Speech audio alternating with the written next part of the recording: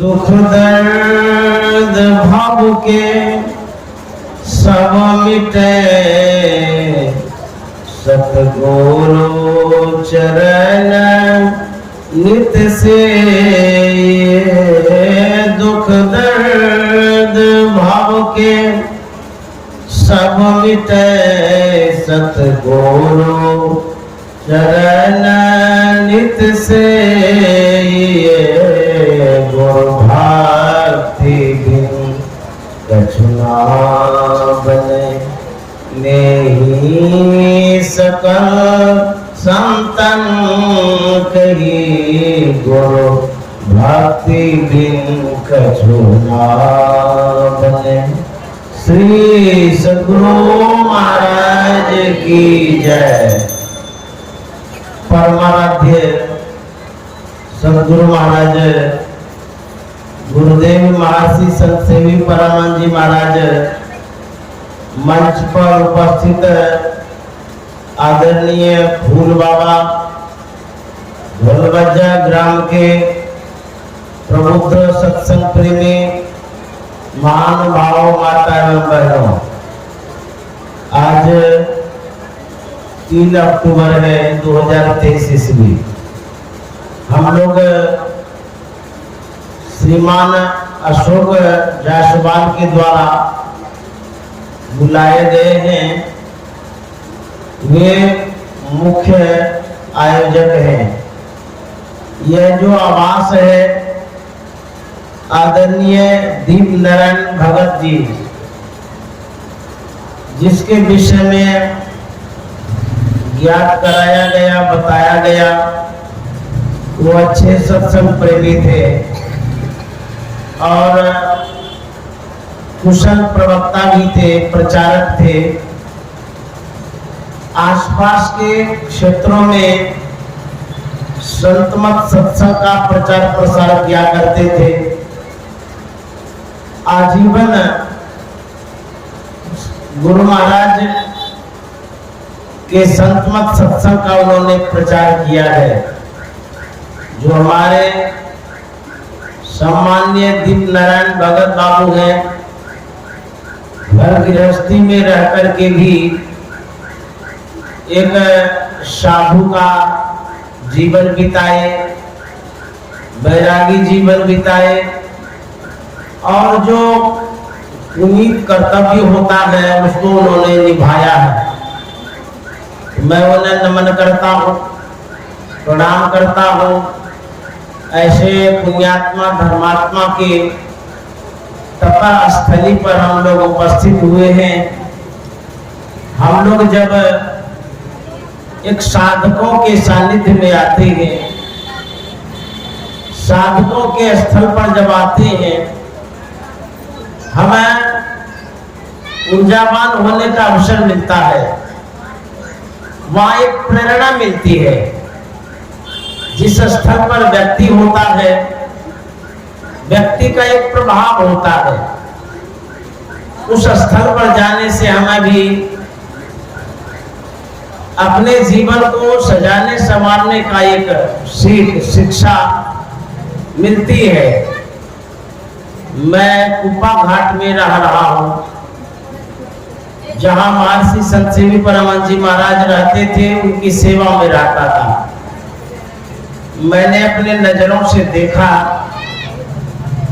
कुप्पा घाट में दर्शकों की भीड़ लगी रहती थी, अभी भी लगी रहती है। क्योंकि परमानंद सद्गुरु महाराज ने जो साधना की, उन्होंने जो सिद्धि प्राप्त किया, उसी का फल है जो वहां जाकर सिर नवाते हैं, माथा टेकते हैं, श्रद्धा सुमन अर्पित करते हैं, उनके ऊपर गुरु महाराज का आशीर्वाद होता है। जो स्थल होता है, उस स्थल में शक्ति होती है। इसीलिए हम लोग गुरु दरबार जाते रहते हैं। यह साधकों का स्थान है, जिन्होंने जीवन भर साधना की और जब अंतिम समय हुआ था हमारे जो अशोक बाबू है उनके सुपुत्र बतला रहे थे कि जिस दिन उनका शरीर छूटा है वह दिन भी शुभ दिन था। बोल रहे थे गुरु महाराज का जन्मदिन था। उसी दिन उन्होंने अपने पार्थिव पिंड का परित्याग किया।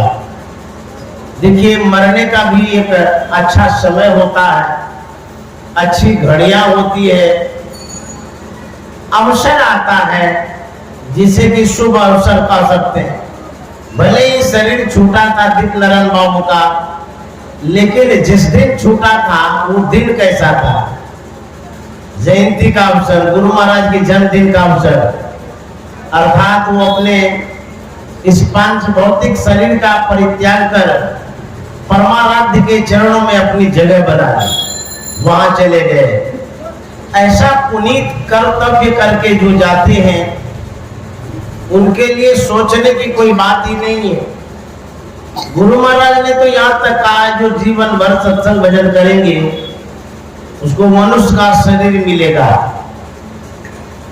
और दीप नारायण बाबू की विशेषता रही है, उस दिन वो सत्संग कर रहे थे, प्रचार प्रसार कर रहे थे, लोगों को संबोधित कर रहे थे, सतमत की बातें सिखा रहे थे। प्रवचन करते करते गुरु महाराज की मौज हो गई और उनका शरीर छूटता है और वो एक अच्छे मुकाम, अच्छे लोक में चले गए। ऐसे हमारे दीप नारायण बाबू थे, सौभाग्यशाली व्यक्ति थे। जिस आवास पर आने का मुझे भी अवसर मिला, मैं भी अपने आप को खुश नसीब समझता हूं। ऐसे व्यक्तित्व के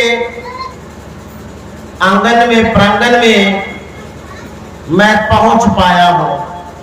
आप लोग जो इतने तादाद में आए हैं, आप लोगों के अंदर में गुरु महाराज का ज्ञान है, गुरु महाराज की भक्ति है और गुरु महाराज के प्रति समर्पण है। अच्छे सत्संगी हैं आप, उसी ख्याल से आप यहाँ पर सत्संग करने के लिए आए हैं। हमारे आदरणीय फूल बाबा ने संतमत की बातें आपके सामने रखा, बड़े अच्छे ढंग से समझा रहे थे, मैं भी सुन रहा था। ये अच्छे गायक कलाकार भी हैं, संतवानियों को अच्छी तरह से रखा करते हैं, गायक भी हैं, वादक भी हैं, हारमोनियम बजाते हैं। तो हमारे फूल बाबा संतमत के मंच पर जाते हैं तो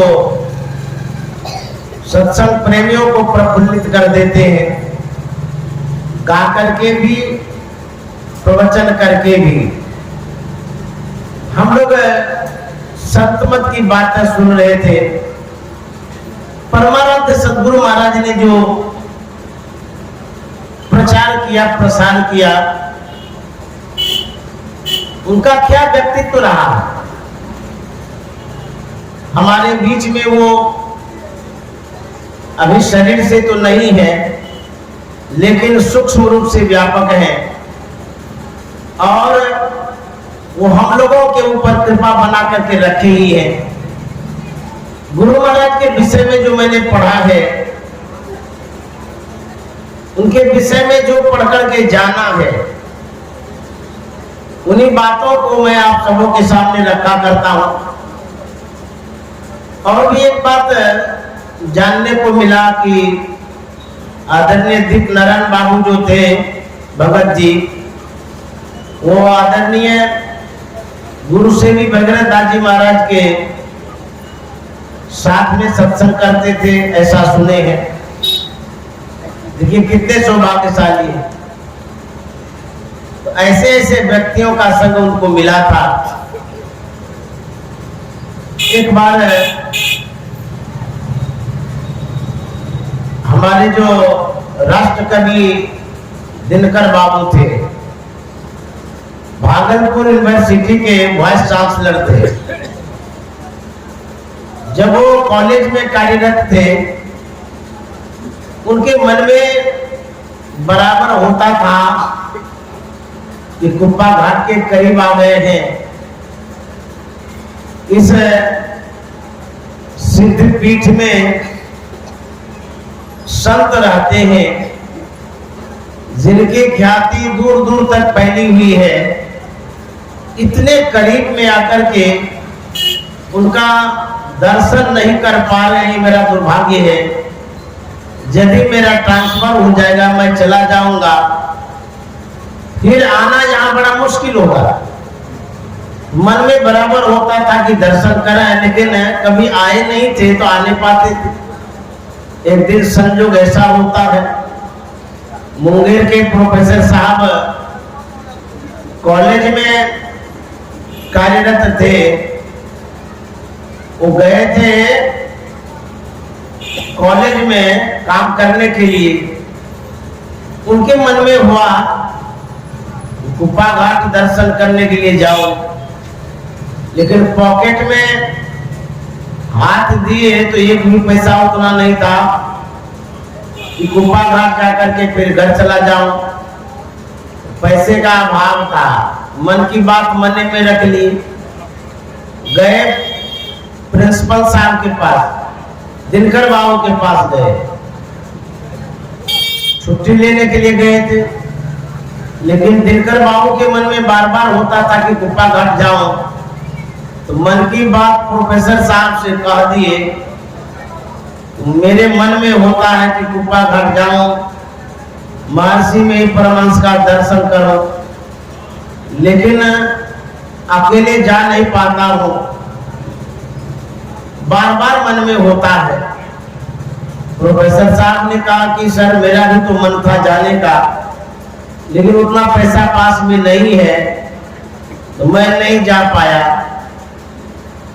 तो दिनकर बाबू ने कहा कि कोई बात नहीं है, मेरी गाड़ी से चलिए, दोनों मिलकर के जाते हैं। आपको भी दर्शन करना है, मुझे भी दर्शन करना। बड़ी खुशी हुई। दिनकर बाबू के गाड़ी में प्रोफेसर साहब बैठ गए, भागलपुर यूनिवर्सिटी से कुप्पा घाट की ओर चले। रास्ते में बातचीत करते हुए आ रहे थे। दिनकर बाबू प्रोफेसर साहब से पूछते हैं कि मेरे मन में बड़ी जिज्ञासा है, इतने बड़े संत हैं जिनकी ख्याति दूर देश में है, कुछ जिज्ञासा समाधान कराओ। बोले कि बड़ी अच्छी बात है, कराइए। और दिनकर बाबू ने कहा कि यदि मेरे जिज्ञासा का वो समाधान कर देंगे तो मैं मान जाऊंगा कि ये सच्चे संत है। तो बोले ठीक है, चलिए पूछ लीजिएगा। तो दिनकर बाबू के मन में होता है कि कई एक जिज्ञासाएं हैं, उसे नोट कर लेता हूं, लिख लेता हूं, नहीं तो भूल जाऊंगा। चलती गाड़ी में पेपर पेन लेते हैं और जिज्ञासा नंबर 1 लिखते हैं, 2 लिखते हैं, 3 लिखते हैं। क्रम से 7 जिज्ञासाएं जो उनके मन में थी लिख लिए। 7 में ही वो संतुष्ट होने वाले थे। और दिनकर बाबू ने कहा कि मेरे मन में जो जिज्ञासा है मुख्य 7 है, 7 मैंने पेपर पर लिख लिया है। यही जिज्ञासा रखूंगा महर्षि में परमहंस के पास। 7 का समाधान यदि आज मिल जाता है तो मैं उन्हें संत मान लूंगा। बोले चलिए। चलते चलते कुप्पा घाट आए। कुप्पा घाट में परमानंद सदगुरु महाराज विराजमान थे और भी दर्शक बैठे हुए थे, दर्शन कर रहे थे। सदगुरु महाराज दर्शकों से अपनी भावनाएं व्यक्त कर रहे थे, बोल रहे थे, कुछ कह रहे थे। ये लोग जो गए, इन लोगों ने प्रणाम किया और यथा स्थान पर बैठ गए। और बातचीत पूरी होगी तब तो इन लोगों से बातचीत करेंगे। दिनकर बाबू सोचने लगे, जब तक बातचीत होती है हम लोग बैठ करके लाभ लेते हैं। जैसे ये दोनों बैठ गए वहां पर गुरु महाराज के दर्शक दीर्घा में, जानते हैं मन की जाने समय गुरु कहाँ छिपावे अंदर। दिनकर बाबू जिज्ञासा लिख करके रखे थे पॉकेट में, बातचीत अभी नहीं हुई है। गुरु महाराज जो बोल रहे थे उसी क्रम में पहले नंबर का जिज्ञासा समाधान करते हैं।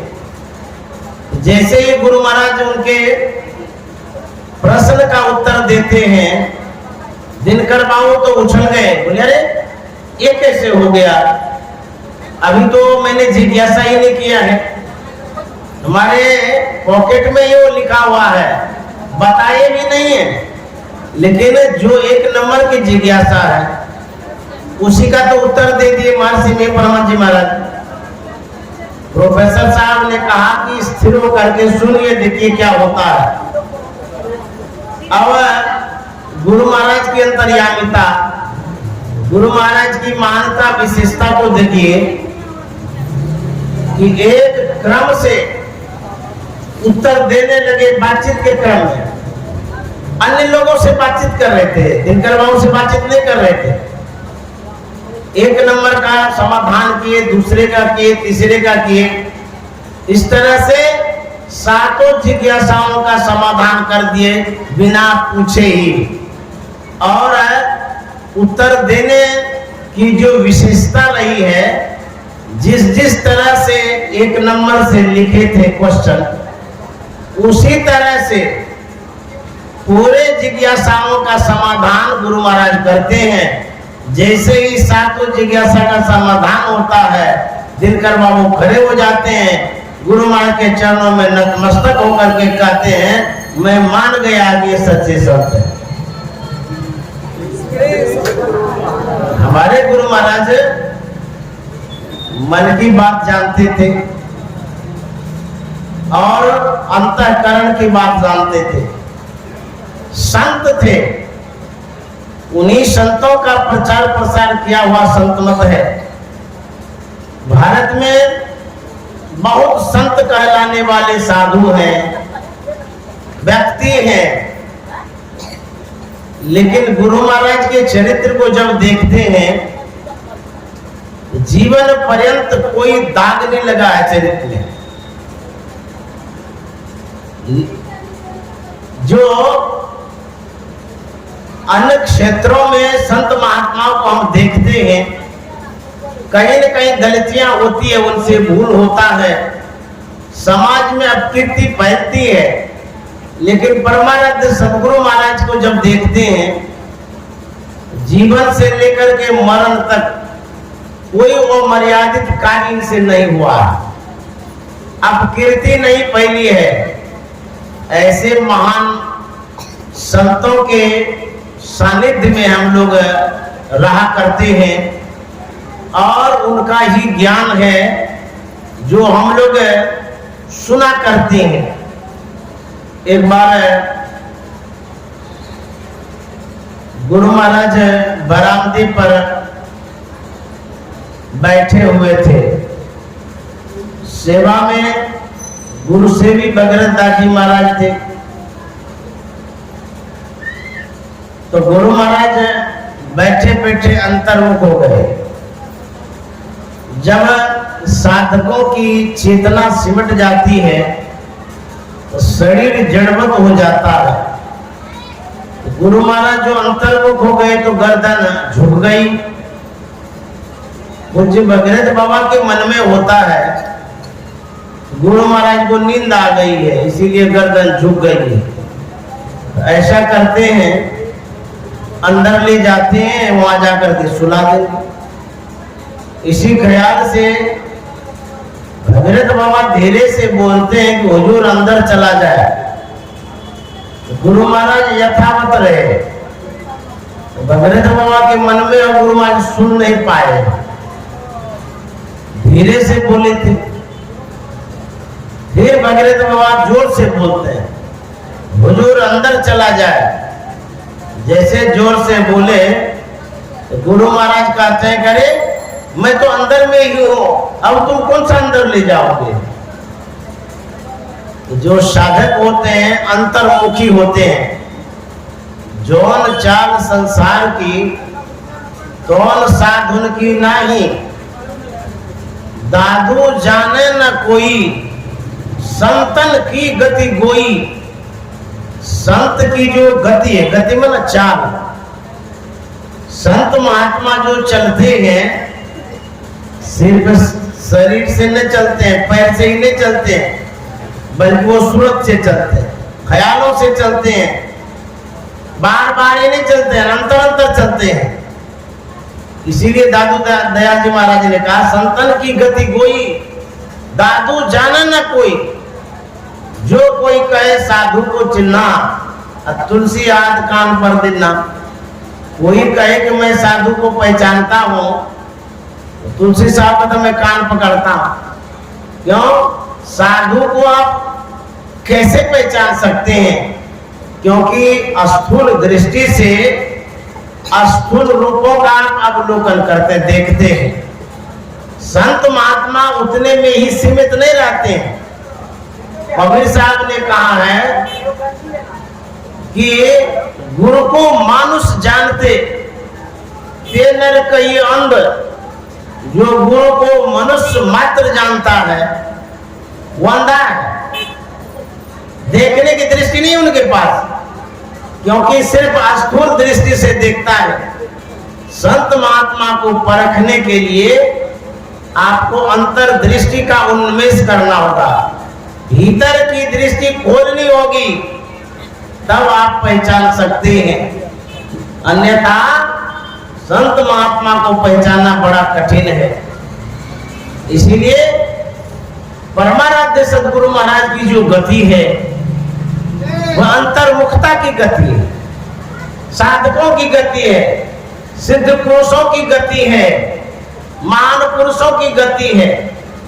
बाह्य दृष्टि से लोग देखा करते थे, कुछ लोग तो सशंकित हो जाते थे व्यवहारिक दृष्टि को देख करके, क्योंकि पूज्य भगीरथ दास जी महाराज ने जो पुस्तक रचना की है उस पुस्तकों में परमाराध्य सदगुरु महाराज की लीला भी है, उनका चमत्कार भी है। वो रात में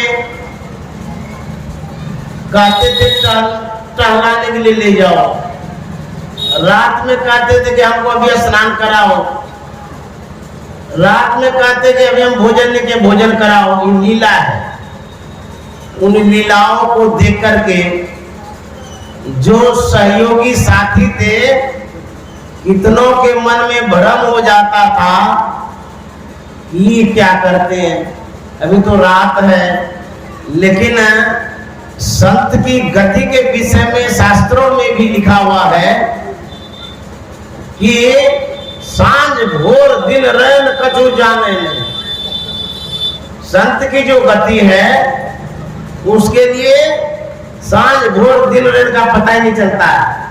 हम अपना दिन रात देखते हैं, लेकिन जिनके अंदर में अंतर का सूर्य उदय ही है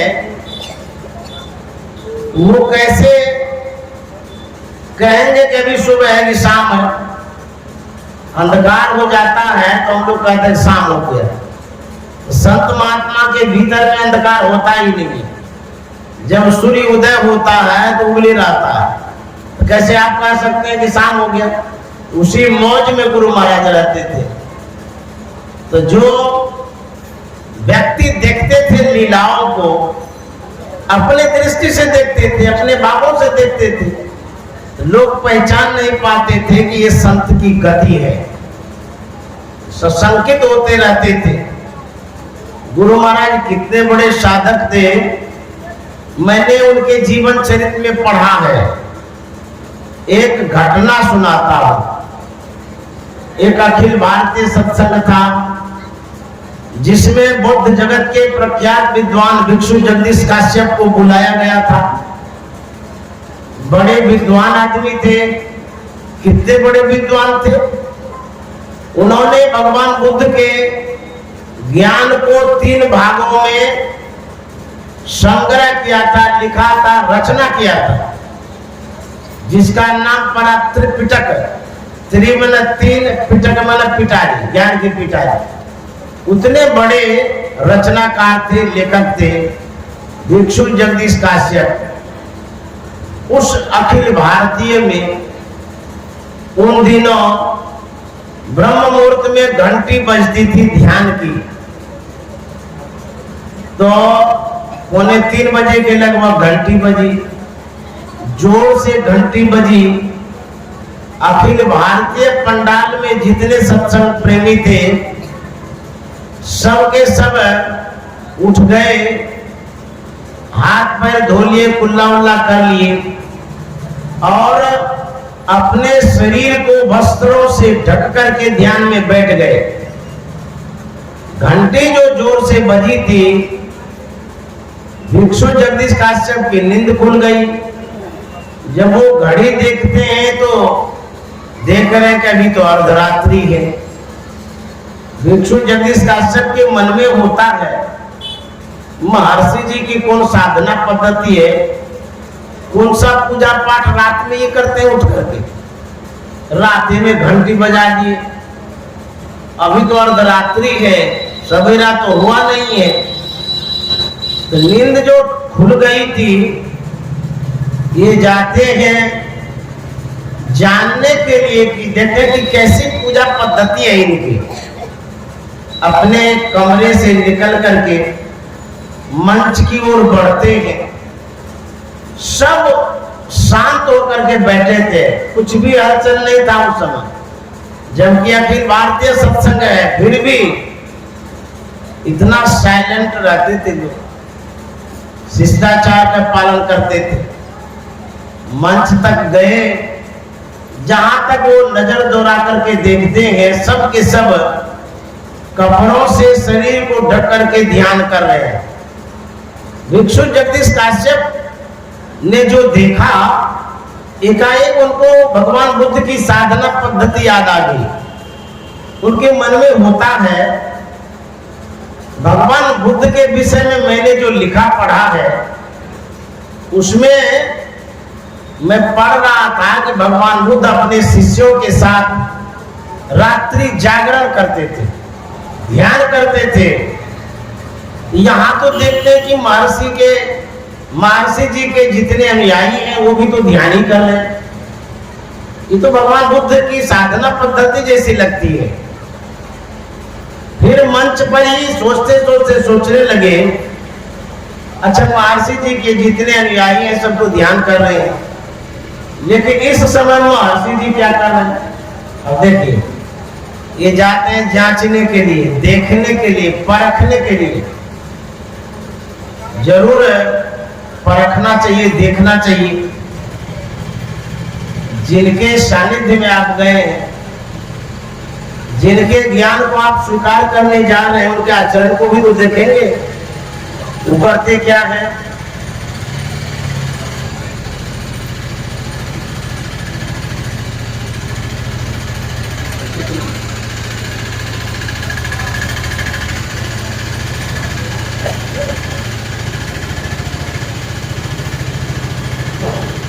भिक्षु जगदीश काश्यप धीरे कदम गुरु महाराज की भाषा की ओर बढ़ते हैं, इसलिए धीरे जा रहे थे कि कहीं साधना में बैठे हो, हलचल होगी तो व्यवधान उत्पन्न न हो जाए। धीरे धीरे जा रहे थे, सोचते जा रहे थे कि इस समय महर्षि जी क्या करते हैं। उस समय गुरु महाराज के लिए लोग नई नई कुटिया बना करके देते थे।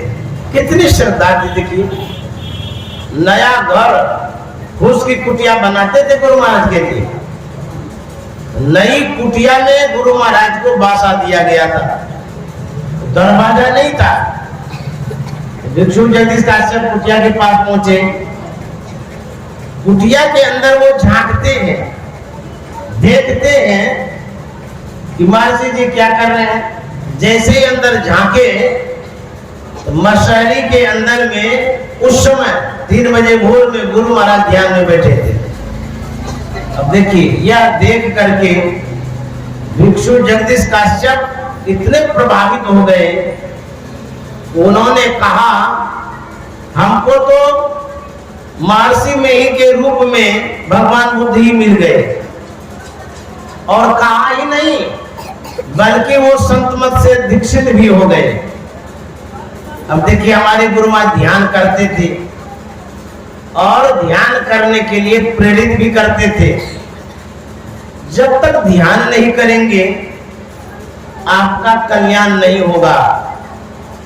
इसीलिए गुरु महाराज ने कहा माघ भूखा बाघ काल के मुख पड़ो गए बाबरे, होश कर चेतो सवेरे, बचो ध्यान के दावरे, काल मुख से नींबू की भागो, ध्यान के पद भाई रे, ऐसो सर खोई हो तो रोई हो पछताई रे।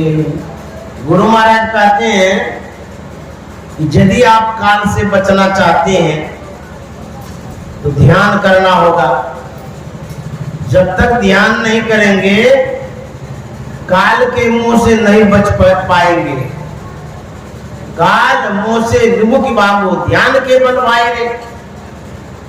जो गुरु महाराज ने हम लोग को ध्यान बतलाया है, यह जो पद्धति है पाश्चात्य देश वालों के लिए बड़ा कठिन है।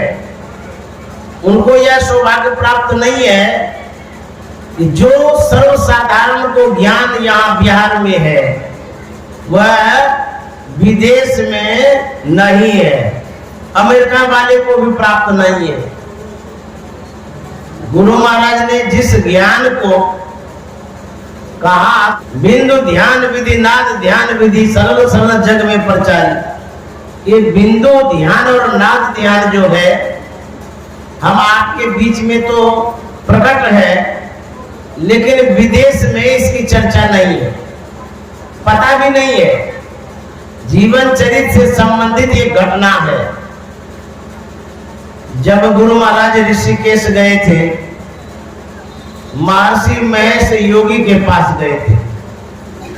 महर्षि महेश योगी उन दिनों विदेश में प्रचार करते थे, अपना हवाई जहाज था, उससे जाते थे आते थे। जब गुरु महाराज के प्रवचनों को उन्होंने सुना बड़े प्रभावित हो गए, इतने प्रभावित हो गए कि महर्षि महेश योगी ने कहा था कि महाराज मैं आपको हवाई जहाज गिफ्ट करता हूं। बुझिए कितना दाम होगा उस समय, जिस समय की ये घटना है। कहते मैं आपको ये देता हूं। बोले क्यों, किस लिए? बोले कि यह जो आप प्रचार प्रसार करते हैं, जो ज्ञान आपके पास है, इस ज्ञान का अभाव है विदेश में। मैं भी प्रचार करता हूं, लेकिन मेरे पास भी यह ज्ञान नहीं है जो आपके पास है। तो मेरे मन में होता है इस ज्ञान का प्रचार प्रसार आप विदेश में भी करें, इसीलिए मैं हवाई जहाज आपको गिफ्ट करता हूं। आप अपने से हवाई जहाज से जाइएगा, प्रचार प्रसार करिएगा। गुरु महाराज ने कहा था मुझे इस हवाई जहाज की आवश्यकता नहीं, मेरे पास तो हवाई जहाज है ही। महर्षि महेश योगी ने कहा आपके पास कौन सा हवाई जहाज है? गुरु महाराज ने कहा था मेरे पास बैलगाड़ी के हवाई जहाज है, उसी से मैं चलता रहता हूं, प्रचार करता हूं। जहां तक रहा विदेश में प्रचार करने का, पहले तो मैं अपने देश के अंधेरे को दूर कर लूं, उसके बाद विदेश में जाकर के प्रकाश फैलाऊंगा। गुरु महाराज नहीं गए, न हवाई जहाज स्वीकार किए। जो ज्ञान आपके पास है, हमारे पास है, वह ज्ञान सबके पास नहीं है। यदि गुरु महाराज प्रलोभन में आकर के विदेश में प्रचार करने के लिए चले जाते, आज हमारी आपकी क्या दुर्दशा होती, सो कल्पना करें। गुरु महाराज ने इस ज्ञान को सरल कर दिया, सुगम कर दिया, सहज कर दिया, सबके लिए दे दिया ये ज्ञान। विदेश में खोजेगा तो मिलेगा नहीं, और साधारण ज्ञान है, अकाट्य ज्ञान जो भौतिक साइंस है उससे भी बड़ा है ये ज्ञान। इतना महान ज्ञान हम लोगों को गुरु महाराज ने गिफ्ट किया है, मुफ्त में दिया है, फ्री में दिया है। दूसरे संप्रदाय वालों के पास जब आप जाएंगे, वहां जाने में, सत्संग सुनने में फीस लगता है, ऐसे एंट्री नहीं हो जाती, पैसा लगता है, सदस्य बनना पड़ता है, तब सत्संग सुन सकते हैं। लेकिन गुरु महाराज ने सब के लिए फ्री कर दिया। जितने मनुष्यधारी हैं, प्रभु भक्ति कर सकते सभी अंतर व बाहर भक्ति कर घटपट हटाना चाहिए। ये गुरु महाराज की महानता है, विशेषता है। जब गुरु महाराज 1902 ईस्वी में दरियापंथ से दीक्षित हुए थे, उनके गुरु थे रामानंद स्वामी। गुरु महाराज को दीक्षा तो मिल गई थी, लेकिन जिस मुकाम को प्राप्त करना चाह रहे थे, जिस लक्ष्य को प्राप्त करना चाह रहे थे, उस उद्देश्य की पूर्ति दरिया साहब के जो प्रचारक थे रामानंद स्वामी, उन गुरु से नहीं हो रहे। गुरु महाराज खोज कर रहे थे परमात्मा प्राप्ति का जो साधन है, क्या इतना ही है जितना ये लोग बतला रहे हैं? इतना से ही परमात्मा की प्राप्ति होगी? क्या बतलाया गया था? मानस जप, मानस ध्यान त्राटक की क्रिया, इतना ही बतलाया गया था।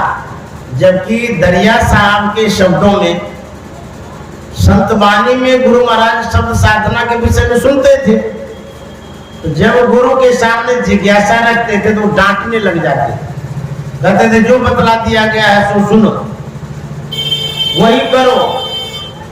गुरु महाराज को बड़ा अफसोस होता था, लेकिन जाए तो कहां जाए? कहीं रास्ता तो है नहीं, किनके पास जाएंगे, कौन समाधान करेंगे? गुरु महाराज अपने लक्ष्य को प्राप्त करना चाह रहे थे। कहता जो जे पंथ चले मन लाई, तो हरि कायन होय साज। खोज भीतर भीतर हो रही थी, जिन ढूंढा तिन पाया गहरे पानी पैठ। जो खोजते हैं उसको मिलता है, जो खोजना नहीं जानते उसको मिलता भी नहीं है। गुरु महाराज खोज रहे थे, पता कर रहे थे, लेकिन पता लगे तो कैसे? जानते एक दिन की बात है, जो रामानंद स्वामी के सानिध्य में गुरु महाराज थे, सोचते सोचते गुरु महाराज रोने लगे। कैसे होगा? इन लोगों को जानकारी भी नहीं है, बता भी नहीं रहे हैं। नींद नहीं आ रही थी। गुरु महाराज रात भर जगे रहे और रोते भी रहे। किस लिए रो रहे थे? इस साधना पद्धति को ढूंढ रहे थे कि हमको क्रिया मिल जाए, कोई बतला दे, वो महापुरुष कहाँ हैं जिनके द्वारा दीक्षा विधि मिले आगे का। रोते रोते भोर हो गया, अचानक आंख लग जाती है गुरु महाराज की। कुछ क्षण के लिए स्वप्न देखने लग गए गुरु महाराज, और देखते कि दो महात्मा आए हैं। दोनों महात्मा उपदेश करते हैं, आदेश करते हैं, ढाढ़स देते हैं, और उनका जो आश्वासन मिलता है, आशीर्वाद मिलता है, बस कुछ क्षण में फिर आंख खुल जाती है महात्मा वो तो स्वप्न था, चले गए। और उसी समय भोर में रामानंद स्वामी का आदेश होता है कि फलाने गांव में कार्य विशेष के कारण जाना पड़ा। आदेश करते जाओ, वह काम करके आओ। तो गुरु महाराज गए गुरु आज्ञा के अनुसार काम करने के लिए। जहां पर गुरु महाराज गए थे, संजोग ऐसा होता, देखिए जब संत का दर्शन आप स्वप्न में करते हैं उसमें भी आशीर्वाद होता, लाभ मिलता है। अब गुरु महाराज का दिन, अच्छा दिन जिसको कहते हैं, आ गया। जहां गए थे वहां पर बाबा देवी साहब के शिष्य रामदास जी थे, अच्छे प्रचारक थे। काढ़ा गोला के आसपास में प्रचार प्रसार करते थे, ऐसा सुने। तो वो जानते थे कि महर्षि जी ज्ञान की खोज में हैं, लेकिन इनको संजोग नहीं मिल रहा। रामदास जी ने जब देखा कि इधर आए हैं सवेरे सवेरे, वो सोचे कि कुछ इनसे बातचीत करें। तो रामदास जी गए गुरु महाराज के पास, संत मत की बातें गुरु महाराज को सुनाने लगे। सुना तो रहे थे, लेकिन गुरु महाराज स्वीकार नहीं कर रहे थे। क्यों? इसलिए गुरु महाराज यही जानते थे कि संत मत वाले जितने हैं वो गुरु को नहीं मानते हैं, देवी देवता को नहीं मानते हैं, इसीलिए अनमनस ढंग से सुन रहे थे। गुरु महाराज विरोध करते थे संत मत का, ये जीवन चरित्र में है। तो रहे थे वो, गुरु महाराज सुन रहे थे, लेकिन ऐसे ही सुन रहे थे। संत मत की बात रामदास जी सुना रहे थे। उसके बाद जब गुरु महाराज ने एक भी बात स्वीकार नहीं किया, रामदास जी को आवेश आ गया, गुस्सा आ गया। उन्होंने गुरु महाराज से कहा, तलखी लहजे में क्या कहता है, आप जिन गुरु से दीक्षा लिए हैं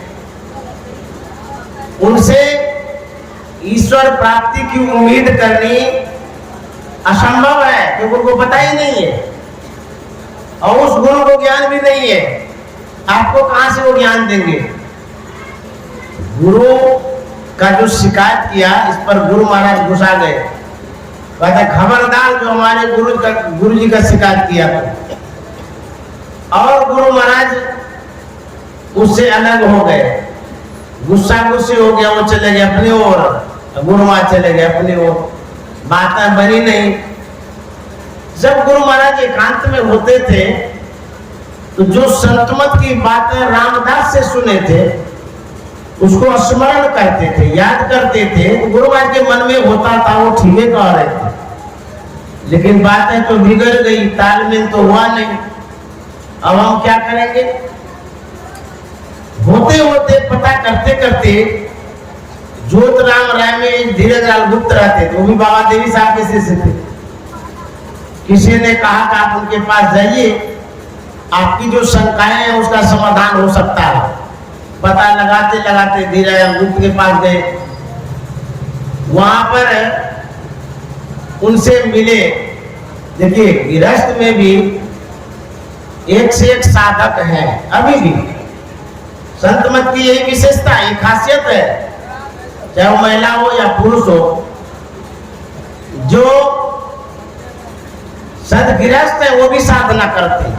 तो बाबा देवी साहब के शिष्य वो भी थे, इतने अच्छे साधक थे, संत मत को इतनी अच्छी तरह से समझा जाते थे। गुरु महाराज से जब बातचीत हुई, गुरु महाराज ने कहा था, आप क्या प्रचार प्रसार करते हैं? सत्संग क्या है? संत मत क्या है? इस तरह से जब पूछा गया तो धीरजलाल गुप्त ने कहा था, ईश्वर भक्ति का प्रचार प्रसार करना ही सत्संग है और संतों का जो विचार है वही संत मत है। तो गुरु महाराज ने पूछा था, क्या आप सभी संतों को मानते हैं? धीरेलाल गुप्त ने कहा हाँ हम सब संत को मानते हैं। गुरु महाराज ने कहा तब तो दरिया साहब के शब्दों को भी जानते होंगे, मानते होंगे। बोले हाँ उनका भी स्थान है संत मत में। गुरु महाराज बड़े खुश हुए, अच्छा तो दरिया साहब की बातों को भी ये लोग रखते हैं।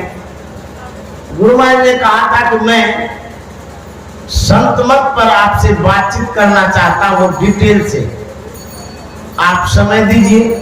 धीरेलाल गुप्त ने कहा था दिन में मेरे पास कुछ समय नहीं है, गृहस्थी का काम करते हैं, आपको यदि रात में समय हो तो हम बातचीत कर सकते हैं। तो गुरु महाराज ने कहा था मैं भी अपने गुरु की सेवा 10-11 बजे रात तक करता हूं, उसके बाद एक फुर्सत मिलती है। यदि आप रात में समय देते हैं तो खुशी की बात है। बात तय हो गई। ये 1909 ईस्वी की बात है। मई 9 ईस्वी से बात प्रारंभ होती है। कितने दिनों तक? 3 महीनों तक। दिन में तो काम होता था, सेवा होती थी, न उनको सोने का समय मिलता था दिन में, न इनको रात में बातचीत होती थी। लगातार 3 महीनों तक गुरु महाराज संत मत पर बात करते रहे धीरेलाल गुप्त से। मई 1909 ईस्वी से लेकर के जुलाई 1909 ईस्वी तक 3 महीनों तक कंटिन्यू बात की है। 3 दिन तक विवाह शादी में यदि सोते नहीं है तो खटिया पकड़ लेते हैं।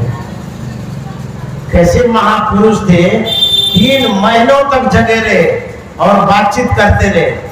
तो गुरु महाराज ने कहा था मैं आपसे दीक्षा लेना चाहता हूं। धीरेलाल गुप्त ने कहा नहीं हम आपको दीक्षित नहीं कर सकते हैं क्योंकि आप बैरागी हैं, त्यागी हैं, साधु महात्मा, हम तो गृहस्थी आदमी है। इस पर गुरु महाराज ने कहा था अरे जो ज्ञान आपने हमको बतलाया, यदि यह ज्ञान एक कुत्ता से मिलता उसे भी मैं गुरु बना लेता। तब भी धीरेलाल गुप्त ने कहा नहीं उपाय हो जाएगा, हम रास्ता बता देंगे लेकिन हम गुरु नहीं बनेंगे आपका। उसी समय धीरेलाल गुप्त ने एक पत्र लिखा रामदास को। उस समय वो गए थे बाबा देवी साहब के पास, मुरादाबाद में थे, प्रचार प्रसार में वो जाते रहते थे। धीरेलाल गुप्त ने लिखा एक महर्षि मही जी हैं जो हमसे बातचीत किए हैं, प्रभावित हो गए हैं, वो दीक्षा लेना चाहते हैं, तो आप बाबा साहब से पूछिए इसके लिए क्या करना होगा, कहाँ जाना होगा, कैसे दीक्षा ले लेंगे।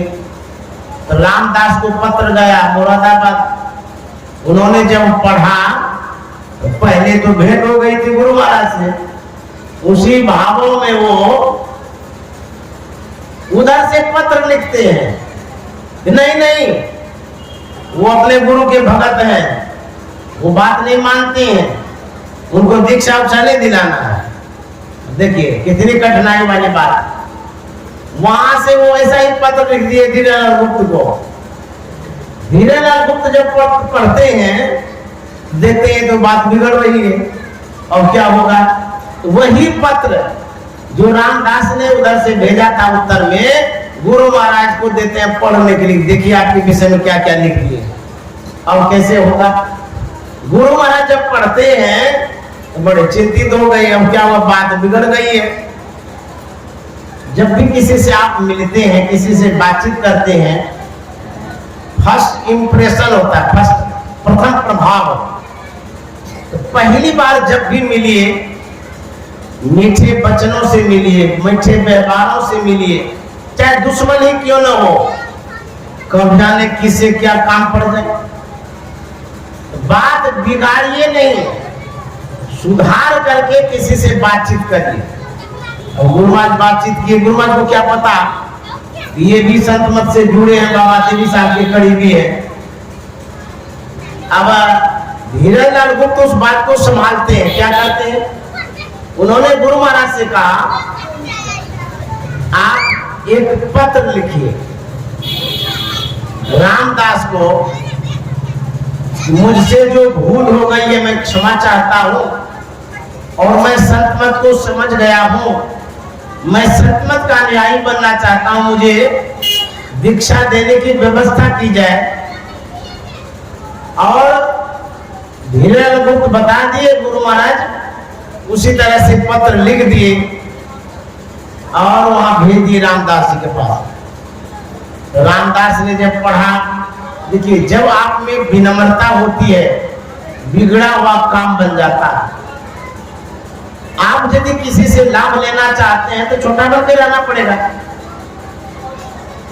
गुरु महाराज का जो विनम्र वाला पत्र गया, रामदास जी पढ़ करके बड़े प्रभावित हो गए। यह बात बाबा देवी साहब से जाकर कह दिए कि ऐसे ऐसे कोई महर्षि में जी हैं, वो इस तरह से दीक्षा लेना चाहते हैं।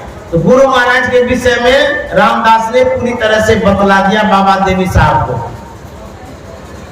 अब वहां से पत्र आता है दीक्षा की व्यवस्था का। तब तक में क्या होता, बाबा देवी साहब को जो बतला दिया गया गुरु महाराज के विषय में, बाबा देवी साहब ने कहा था कि रामदास, अरे तुमने किस मेहीलाल का नाम बतला दिया, न जाने रह रह करके मेरे नजरों में प्रत्यक्ष की भांति घूमने लगता है। अब देखिए बाबा देवी साहब गुरु महाराज को देख रहे हैं, जबकि कभी भेंट नहीं हुई है, मुलाकात नहीं हुई है, बात नहीं हुई है। ये कब का संबंध है, किस जन्म का ये रिलेशन है। बाबा देवी साहब ने कहा है संजीवन चरित्र में लिखा कि महर्षि जी का जो तुमने नाम लिया है वो तो प्रत्यक्ष की भांति मेरे नजरों में घूमने लग जाते हैं। धन्य ऐसे महापुरुष। देखिए कैसा संबंध गुरु शिष्य का था। तब जाकर के धीरेलाल गुप्त ने गुरु महाराज को एक पत्र दिया। 1909 ईस्वी के अक्टूबर की बात है। बोला कि आप चले जाइए मायागंज, वहां राजेंद्र बाबू हैं, उनसे आप दीक्षा ले लीजिए, क्योंकि बाबा साहब अभी तो नहीं आ रहे। तो गुरु महाराज पत्र लेकर के गए मायागंज। वो घर अभी तक है, राजेंद्र बाबू ने बेच दिया है, लेकिन जो सत्संगी रह रहे हैं घर यथावत है जैसा पहले बना हुआ था। तो वहां गए तो गुरु महाराज 3 दिनों तक रहे थे। पहले संत मत को समझाए, गुरु महाराज समझे फिर से। उसके बाद तीसरे रोज राजेंद्र बाबू ने दृष्टियों की क्रिया बतला दिया। फिर क्या हुआ, बाबा साहब से तो भेंट हुई नहीं। तो राजेंद्र बाबू ने कहा था कि जब बाबा साहब आएंगे तो मैं आपको सूचना दूंगा, आप आ जाइएगा तो उनसे मुलाकात हो जाएगी, भेंट करा दूंगा। तो बाबा साहब अक्टूबर में गए थे, दशहरा के लगभग में। तो बाबा साहब जब आए यहाँ मायागंज तो गुरु महाराज को बुला लिया गया था। तो बाबा साहब जब सामने में आए थे तो गुरु महाराज का हाथ राजेंद्र बाबू ले लेते अपने हाथ में। अब बाबा साहब के हाथ में गुरु महाराज का हाथ दे दिए और राजेंद्र बाबू ने कहा आज से आपके यही बाबा साहब आपके गुरु हो गए। महान गुरुओं को पाकर के गुरु महाराज धन्य हो गए। तब गुरु महाराज सत्संग करते रहे। एक समय आया 1912 ईस्वी, तो बाबा साहब ने मौज में आकर के गुरु महाराज को वो साधना विधि बतला दिए जिनके लिए गुरु महाराज रो रहे थे, भटक रहे थे, खोज रहे थे। वही नादानुसंधान 1912 ईस्वी में बाबा साहब ने बतलाया था। वह पाकर के गुरु महाराज धन्य हो गए। गुरु महाराज ने साधना की, साधना करके मुक्ति को प्राप्त किया। अशोक बाबू को धन्यवाद देना चाहूंगा और आप लोगों को भी बहुत बहुत धन्यवाद। अब मैं यहीं पर विराम देता हूँ। श्री सद्गुरु